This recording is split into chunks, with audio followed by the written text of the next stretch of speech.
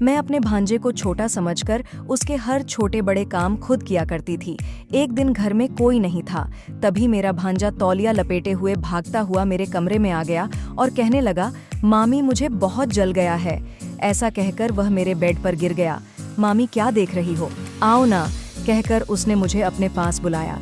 जब मैं यह देखने के लिए उसके पास गई कि उसे क्या हुआ है, तभी उसकी कमर पर लपेटा हुआ तौलिया एक तरफ खिसक गया और उसने मुझे अपनी तरफ खींच लिया, जिसे मैं मासूम समझ रही थी। उसने कुछ ही पलों में मेरा दिल दहला दिया। छोटे भांजे ने बिना रुके ऐसा कुछ किया जो मैंने कभी सोचा भी नहीं था। नमस्ते दोस्तों, आज की इस कहानी में आपका स्वागत है। मेरी शादी मुझसे उम्र में बहुत बड़े व्यक्ति से हुई थी।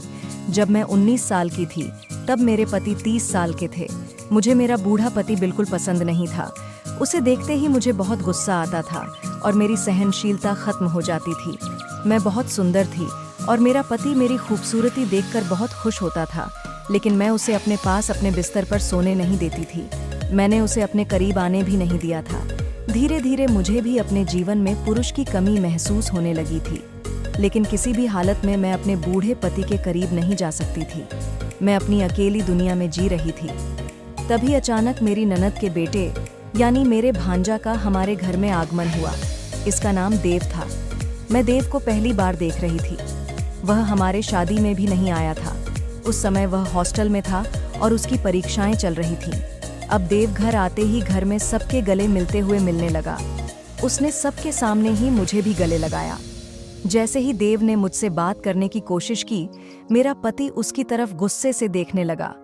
माहौल को फिर से हल्का बनाने के लिए मैंने देव से कहा, देव, अचानक घर आने का मौका कैसे मिल गया? मैंने यह सवाल किया ही था कि मेरी सासू माँ ने कहा, घर आने का कारण पूछने वाली तुम कौन हो? मेरी बेटी का बेटा यहाँ नहीं आ सकता क्या? सासू माँ का गलतफहमी दूर करते हुए मैंने कहा, मेरा मतलब वो नहीं था। मेरा मतलब था कि देव हमारी शादी में नहीं आया था, तो अचानक उसे समय कैसे मिल गया? तब देव बोला, नानी मामी ने मुझसे सिर्फ एक साधारण सा सवाल किया है, आप उन पर बेवजह गुस्सा मत होइए।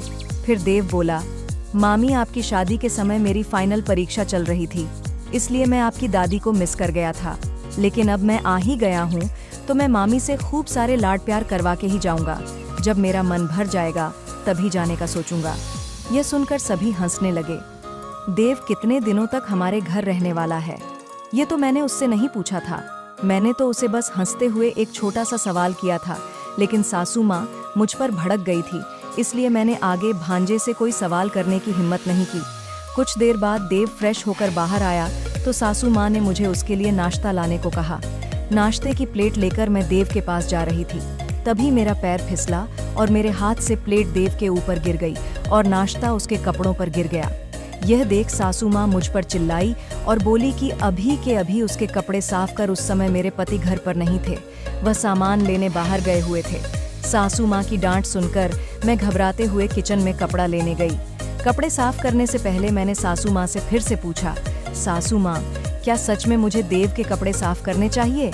इस पर उन्होंने गुस्से में कहा, और कौन करेगा? ये सारा गड़बड़ तुमने की है, तो तुम्हें ही इसे साफ करना होगा। देव इस सब के बीच कुछ नहीं बोल रहा था और खुद से अपने कपड़े साफ करने की कोशिश भी नहीं कर रहा था। मुझे उसके कपड़े साफ करते हुए शर्म आ रही थी, क्योंकि नाश्ता उसकी कपड़ों पर ऐसी जगह गिरा था जहां मैं उसे छूने में हिचकिचा रही थी। देव खुद अपने कपड़े साफ कर सकता था, लेकिन वह चाहता था कि मैं ही उसके कपड़े साफ करूं, इसीलिए वह कुछ नहीं बोल रहा था। मुझे उसके कपड़े छूने में बहुत संकोच हो रही थी। तभी देव मुझे प्यार भरी नज़रों से देखने लगा और एक एक करके बारीकियों से बताने लगा कि मुझे उसके कपड़े कैसे साफ करने चाहिए। जब मैं उसके कपड़े साफ कर रही थी, तभी अचानक मेरा पति वहां आ गया। मुझे यह काम करते देख वह मुझ पर गुस्सा हो गया और कहा, तुम यह काम क्यों कर रही हो? तब मैंने उसे बताया कि मैं यह काम अपने मन से नहीं कर रही हूँ, बल्कि सासू माँ के कहने पर कर रही हूँ। इस पर अंशुमान यानी मेरे पति ने सासू माँ से नाराज होकर कहा, माँ, देव अब बच्चा नहीं है जो तुम मेरी पत्नी से उसका यह काम करवा रही हो। जो हुआ वह एक दुर्घटना थी। आगे से उसे किसी पुरुष के काम करवाने की कोशिश मत करना। यह कहकर अंशुमान ने मेरे हाथ से कपड़ा हटाया और वहां से चला गया। उसने लाया हुआ किराने का सामान वहीं रख दिया था। फिर मैं वह सामान लेकर किचन में चली गई। देव भी मेरे पीछे पीछे आया। जब वह नलकी पर हाथ धो रहा था तो वह खुद से बड़बड़ा रहा था, जिसके कारण उसका चेहरा अचानक उदास लगने लगा था। वह बड़बड़ा रहा था कि मैं अभी के अभी मैं यहाँ से चला जाऊंगा। उसकी बड़बड़ाहट मेरे कानों तक पहुंची तो मैंने उससे कहा, देव, तुम्हें यहाँ आए कुछ ही घंटे हुए हैं, इतनी जल्दी घर जाने का विचार क्यों कर रहे हो? इस पर वह बोला, मैं तो पराया हूँ ना, फिर मैं यहाँ क्यों रुकूं? मामा मुझे पराया समझते हैं और शायद तुम भी मुझे पराया समझती होगी। पराये लोगों के बीच रहकर मैं क्या करूँगा? मैं तो अपनी नई मामी से मिलने आया था, लेकिन जाने दो, शायद मेरे नसीब में मामी का प्यार ही नहीं है। यह कहकर वह मुंह लटकाकर वहां से जाने लगा। तभी मैं उसका हाथ पकड़ी और उसे रोकने के चक्कर में मैं उसका हाथ जोर से खींच ली और वह मेरे एकदम करीब आ गया। उसे हटाते हुए मैंने माफ़ी मांगते हुए कहा, सॉरी देव, मैंने तुम्हें गलती से खींच लिया। फिर उसे समझाते हुए कहा, देव, अंशुमान की बातों को दिल पर मत लो। असल में मैं अपने पति की उतनी परवाह नहीं करती, वह सिर्फ मेरी संपत्ति के लिए मेरे आगे पीछे करता रहता है। अगर तुम्हारे कपड़ों पर कुछ गिरा होता तो उन्हें साफ भी मैं ही करती, जैसे तुम्हारे कपड़ों को साफ कर रही हूँ। अगर तुम्हें सच में मुझसे अपने लाड करवाने हैं तो तुम यहीं रुक जाओगे, नहीं तो अंशुमान की बातों को दिल पर लेकर चले जाओगे। इसलिए मैंने ऐसा किया। अब फैसला तुम्हारा है। मेरी बात सुनकर देव बोला, मामी सच कहूँ तो मुझे पहले गुस्सा आ रहा था, लेकिन तुम्हारी प्यारी बातों ने मेरा सारा गुस्सा भगा दिया। अब तो सिर्फ तुम्हारे लिए मैं यहीं रुक रहा हूँ, समझ लो कि मैं अब तुम्हारा हूँ। यह कहकर देव ने मुझे गले से लगा लिया। देव की ये छोटी छोटी बातें मेरे मन पर असर डालने लगी थीं। देखते ही देखते उसे घर आए 5 दिन हो गए। इन 5 दिनों में वह घर का सदस्य बन गया था।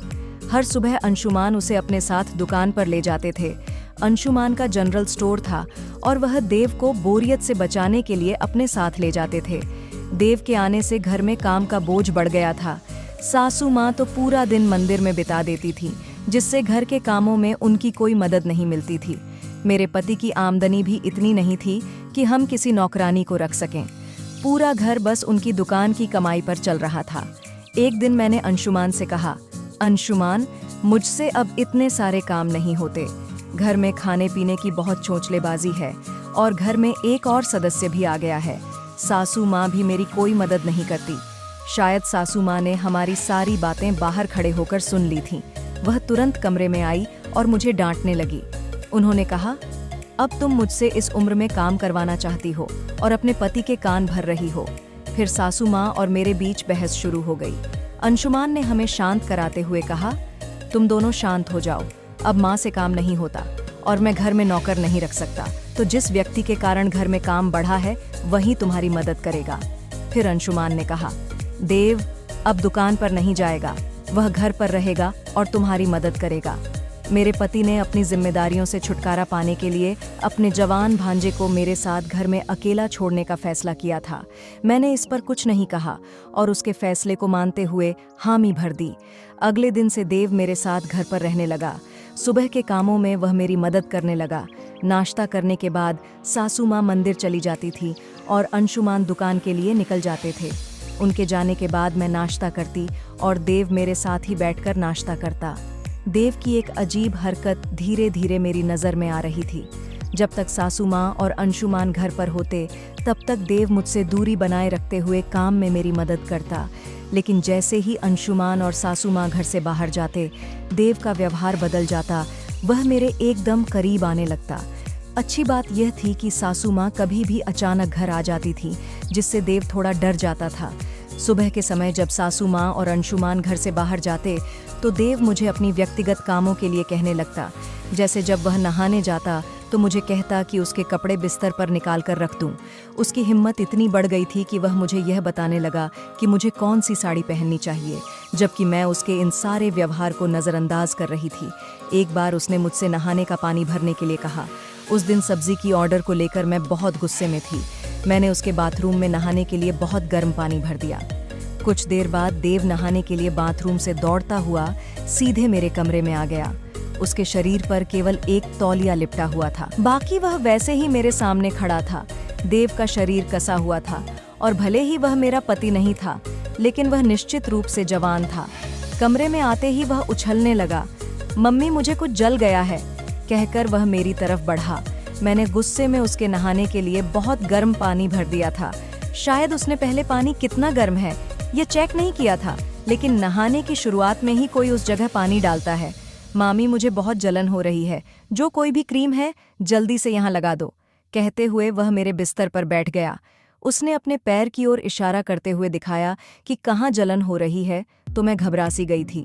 मैंने कहा, मुझसे गलती हो गई, मुझे गुस्से में इतना गर्म पानी नहीं डालना चाहिए था, लेकिन तुम्हें भी पहले देख लेना चाहिए था कि पानी कितना गर्म है। देव ने जवाब दिया, यह सब छोड़ो, पहले मेरा जला हुआ पैर देखो। वह बोलने लगा। उस समय लाज और डर के मारे मैंने धीरे धीरे उसके पैर पर से तौलिया हटाना शुरू किया। उसका पैर घुटने से ऊपर तक जला हुआ था। उस जवान लड़के को यूं छूने में मुझे बहुत लाज आ रही थी। तौलिया हटाने से पहले मैंने देव की तरफ एक नज़र डाली। उसकी नज़र देखकर मैं उससे दूर हो गई। फिर मैंने उससे कहा, तुम यह सब झूठा नाटक कर रहे हो, है ना? इस पर वह बोला, मामी, मैं तुमसे सच सुनना चाहता था कि क्या तुमने जानबूझकर मेरे लिए नहाने का गर्म पानी रखा है। मैं इतना भी बेवकूफ़ नहीं हूँ कि बिना देखे नहाने बैठ जाऊँ। मुझे यह जानना था कि तुम्हारे मन में मेरे लिए गुस्सा है या चिंता। मैं तो अपनी मामी के साथ एक छोटा सा मजाक कर रहा था। उस समय में देव पर मैं बहुत गुस्सा थी। तभी उसने मेरा हाथ पकड़कर मुझे अपने करीब खींचा और वह मेरी आंखों में आंखें डालकर बोला, मामी, तुम्हें मैं कैसा लगता हूँ? उसका सवाल मुझे अजीब लगा। मैंने कहा, देव, यह तुम क्या अजीब हरकत कर रहे हो? मैं तुम्हारी मामी हूँ, यह मत भूलो। मेरा हाथ छोड़ो, नहीं तो मैं तुम्हारी शिकायत तुम्हारे मामा से कर दूंगी। तुम्हारा यह बर्ताव देखकर तुम्हारे मामा तुम्हें इस घर से बाहर निकाल देंगे। उस पर उसने कहा, मामा मुझे यहाँ से बाहर नहीं निकाल सकते। देव की पकड़ और भी खड़ी होती जा रही थी। तब मैं उसके जितना करीब थी उतना तो कभी मैं अपने पति के भी करीब नहीं गई थी। देव की वजह से मेरी ताकत बहुत कम हो रही थी। तब उसने मुझसे प्रेम के शब्द बोलने शुरू कर दिए। तभी बाहर से जोर से बहू ऐसी आवाज़ आई।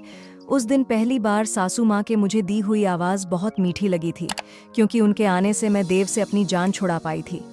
सासू माँ की आवाज़ सुनते ही देव ने मुझे अपने से दूर किया। एक बार अंशुमान घर गया तो मैंने तय किया कि मैं उससे उसकी सब्जी की शिकायत ज़रूर करूँगी। रात को सोने से पहले अंशुमान ने मुझसे एक सवाल किया कि अब तुम्हारे काम का बोझ काफ़ी कम हो गया होगा ना देव, तुम्हारी मदद तो करता है ना?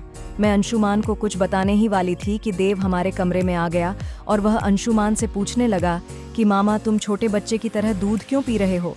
इस पर मैंने उसे जवाब दिया कि तुम्हारे मामा को कैल्शियम की कमी है, इसलिए वह रोज रात को दूध पीते हैं। तुम्हें इससे कोई परेशानी है क्या? रात के समय पति पत्नी के बीच में मत आओ। ऐसा कहकर मैंने देव को हमारे कमरे के बाहर निकाल दिया। अभी जो मैंने पति पत्नी के प्रेम के बारे में कहा था, उसे सुनकर अंशुमान के चेहरे पर मुस्कान आ गई थी। वह मुझे प्यार से देखने लगा था। मैं उसके पास जाकर अपने हाथों से उसे दूध पिलाने लगी। उसके बाद हम दोनों सो गए। दूसरे दिन रात को दूध का गिलास रसोई में रखने के लिए मैं अपने कमरे से बाहर आई। रसोई में जाते समय अचानक देव ने मुझे अपने कमरे में खींच लिया। उसने तब भी मेरा हाथ कसकर पकड़ रखा था उसका। वह बेहुदा व्यवहार देखकर मैंने कहा, देव, यह क्या बेहुदा हरकत है? मैं तुम्हारी मामी हूँ, यह मत भूलो। अगले 5 सेकंड में अगर तुमने मेरा हाथ नहीं छोड़ा तो मैं जोर से चिल्लाऊंगी। तब देव बोला, मामी, तुम माइक लेकर भी चिल्ला लो, तुम्हारे पति रात को नहीं उठने वाले हैं। यह तो मुझे पता है। उनकी पत्नी ने उन्हें नींद का दवा मिला हुआ दूध पिलाया है, इसलिए वह गहरी नींद में सोएंगे। देव की बातें सुनकर मैं स्तब्ध रह गई। उसने अपना मोबाइल मेरे सामने रखा और कहा, मामी, मैंने तुम्हारे पति के दूध में नींद की दवा मिलाते हुए देखा है। सिर्फ मैंने ही नहीं, मेरे इस मोबाइल ने भी तुम्हारे सारे कृत्य रिकॉर्ड किए हैं। अगर यह वीडियो मेरे मामा ने देख लिया तो क्या होगा, ये सोच लो। अंशुमान मेरे पास न आए, इसीलिए मैं हर रात छुपकर उसके दूध में नींद की दवा मिला देती थी। उस वीडियो को दिखाकर देव मुझे ब्लैकमेल करने लगा और मुझसे नज़दीकी बढ़ाने की कोशिश करने लगा, जिसे मैं सामान्य समझती थी। वह इतना चालाक निकला, यह मुझे नहीं पता था। तब देव से मीठी मीठी बातें करने के अलावा मेरे पास कोई और चारा नहीं था। इसीलिए मैं उसकी तरफ घूमकर उसके गले में हाथ डालकर खड़ी हो गई और उससे बोली, देव, मैं तो तुमसे मजाक कर रही थी। जब से तुम यहाँ आए हो तुम मेरे गले का हार हो। बस मैं सामने से कुछ बोल नहीं सकती थी। आज देखो मौका सही मिला है। मेरी तुम्हारे पास आने की इच्छा है। मैं देव को इतने प्यार से गले लगाई कि उसे मेरी बातों पर विश्वास हो गया। थोड़ी देर बाद मैं देव से बोली, देव मेरे पेट में बहुत जोर से दर्द हो रहा है, मैं कल आकर तुमसे मिलती हूँ। ऐसा कहकर मैं उसके कमरे से धीरे से बाहर निकल गई। अगले दिन से अंशुमान मेरे पति उसे अपने साथ दुकान पर ले जाने लगे। मुझे देव पर बिल्कुल भी भरोसा नहीं था। अगर उसने गलती से भी अंशुमान के सामने मुंह खोल दिया होता तो मेरे पति अंशुमान मुझ पर कैसे बरसते, इसकी तो मुझे कोई कल्पना ही नहीं थी। उन दोनों के दुकान पर जाने के कुछ समय बाद मैं भी हमारे दुकान पर गई। मुझे देव पर नजर रखनी थी कि वह उसके सामने मेरे बारे में कुछ बोल तो नहीं रहा है। जब मैं दुकान के सामने पहुंची तो अंदर मुझे कोई नहीं दिखा तो मैं दुकान में चली गई। अंदर मुझे एक तहखाना दिखा जिसे मैंने पहले कभी नहीं देखा था। मैं उस दरवाजे से नीचे नहीं जा सकती थी, लेकिन मुझे अंदर से किसी की आवाज आ रही थी। सीढ़ी ना होने के कारण मैं नीचे नहीं जा पा रही थी, इसलिए मैं कान लगाकर सुनने लगी। अंदर से मुझे अंशुमान और देव की बातें सुनाई दी। अंशुमान देव से पूछ रहा था, आखिर कब तक इसे होश आएगा? जल्दी से इसका इलाज कर और अपने पैसे लेकर इस लड़की के साथ यहाँ से हमेशा के लिए निकल जा। लड़की? कौन सी लड़की? मेरे पति ने किस लड़की को इतना लाड प्यार दिया था? मुझे कुछ समझ नहीं आ रहा था। तभी मैंने देव को बोलते सुना। वह अंशुमान से पूछ रहा था, तू इस लड़की का चेहरा मुझे क्यों नहीं दिखा रहा? यह है कौन? उसके सवाल पर अंशुमान ने जवाब देने के बजाय उस पर चिल्लाकर उसे चुप करा दिया। देव ने मेरे बारे में मेरे पति से कुछ कहा होगा, ऐसा तो नहीं लग रहा था। तभी मुझे अंदर से उनके बाहर निकलने की आवाज आई। मैं तुरंत दुकान से घर की तरफ भागी। घर पहुंचते ही मैंने प्लान बनाया कि रात में अंशुमान को नींद की दवा दिए बिना मैं देव के कमरे में जाकर उस पर जबरदस्ती का आरोप लगाऊंगी। जैसे ही अंशुमान समझेगा, वो देव को हमेशा के लिए घर से निकाल देगा। शाम को जब अंशुमान घर आया तो मैंने उसे सासू माँ के कमरे में जाते देखा। उनके कमरे में जाते वक्त उसके चेहरे पर चिंता दिख रही थी। जैसे ही वह अंदर गया, मैं दरवाजे के पास खड़ी होकर कान लगाकर सुनने लगी। अंशुमान सासू माँ से कह रहा था, माँ, तुम मुझे दिन भर से इतने कॉल क्यों कर रही थी? ऐसा क्या भूकंप आ गया है? सासू माँ बोली, अब इसे भूकंप ही कहना पड़ेगा। अंशुमान, तेरी शादी को 1 महीना होने वाला है। अभी तक तेरी बीवी से कोई खुशखबरी सुनने को नहीं मिली। तू मर्दों में से तो है ना? अगर वह जल्दी गर्भवती नहीं हुई तो? सासू माँ कुछ और बोलती। तभी पीछे से देव ने मामी कहकर आवाज दिया। देव की आवाज सुनकर सासू माँ चुप हो गई। शायद उन्हें शक हो गया था कि मैं बाहर हूँ। तब मैंने देव की तरफ ध्यान न देते हुए किचन की तरफ चली गई। रात में अपने प्लान के मुताबिक जैसे ही अंशुमान सोने गया, मैं देव के कमरे में चली गई और उसे प्यार से गले लगा लिया। फिर मैंने कहा, देव, मैंने जो वादा किया था वह मैंने निभाया। अब मैं तुम्हारी हूँ। जैसे ही देव मेरे पास आया, मैंने उसका हाथ पकड़कर बचाओ बचाओ चिल्लाना शुरू कर दिया। मेरी आवाज़ सुनकर अंशुमान दौड़ता हुआ वहां आया। तब मैंने अंशुमान से कहा, अंशुमान, तुम्हारे भांजे ने मुझ पर जबरदस्ती करने की कोशिश की है। अभी के अभी इसे घर से बाहर निकालो। अंशुमान मेरे पास आया और मुझे थप्पड़ मारते हुए बोला, देव ने मुझे दोपहर में सब कुछ बता दिया था। मुझे पता चल गया था कि तुम मुझे नींद की दवा दे रही हो। अब मैं और देव दोनों ही तुम पर प्यार की बारिश करेंगे। ऐसा कहते ही वह दोनों बदमाश मुझे चिल्लाने लगे। तभी बाहर से पुलिस वैन की आवाज आई। कुछ ही देर में पुलिस कमरे के अंदर आ गई। मुझे पहले से ही देव पर शक था। उस शाम को सासू माँ और मेरे पति की बातें सुनकर तो मैं और भी परेशान हो गई थी। मुझे समझ नहीं आ रहा था कि वे दोनों मुझे जल्द से जल्द गर्भवती करके मुझसे क्या फ़ायदा लेना चाहते थे। लेकिन मुझे यह ज़रूर पता चल गया था कि मेरी जान उस घर में खतरे में है। इसलिए मैंने पहले ही पुलिस को घर में हो रही सारी गड़बड़ी की जानकारी दे दी थी। फिर पुलिस ने उन दोनों बदमाशों के साथ सासू माँ को भी गिरफ्तार कर लिया। पुलिस के साथ मैं हमारे दुकान पर गई। वहाँ पहुँचते ही दुकान की जाँच शुरू हुई। वहाँ हमें एक लड़की सोई हुई मिली। उसका चेहरा पूरी तरह ढका हुआ था। जैसे ही हमने उस लड़की के शरीर से कंबल हटाया, मेरे पैरों तले जमीन खिसक गई, क्योंकि वह कोई और नहीं बल्कि मेरी बहन थी। डॉक्टरों ने उसकी जांच की तो पता चला कि वह कोमा में है। अंशुमान मेरी बहन का पति था। उनकी शादी के कुछ ही दिनों बाद अंशुमान ने आरोप लगाया कि मेरी बहन भाग गई है। बड़ी बेटी के भागने की वजह से मेरी जिंदगी बर्बाद हो गई। ऐसा कहते हुए अंशुमान ने मेरे पिता से मेरी मांग की थी। इज्जत बचाने के लिए पिताजी ने मेरी शादी उससे कर दी। जब पुलिस ने अंशुमान का बयान दर्ज किया, तब पता चला कि उस बदमाश सास ने मेरे पिता की संपत्ति हड़पने के लिए मेरी बहन पर अत्याचार किया था, लेकिन उसने यह कहकर उन बदमाशों से खुद को छुड़ाने की कोशिश की थी कि मैं उनकी सौतेली बेटी हूँ और सारी संपत्ति मेरी छोटी बहन के नाम है। हालांकि मेरे अपने रिश्तेदार ने मेरी बहन पर इतना अत्याचार किया कि वह कोमा में चली गई थी। उसने संपत्ति पाने के लिए मुझसे शादी की थी। उसका प्लान था कि जब मैं गर्भवती हो जाऊंगी तो गर्भ के कारण मैं कोई कदम नहीं उठा पाऊंगी और उस समय मेरे पिता की संपत्ति आसानी से मिल जाएगी। देव एक छोटे से गांव में एक छोटा क्लिनिक चलाने वाला डॉक्टर था। उसे 10 लाख देने का लालच देकर कुछ दिनों के लिए मेरी बहन का इलाज करने के लिए बुलाया गया था। उन तीनों अपराधियों को कोर्ट ने उम्र कैद की सजा सुनाई।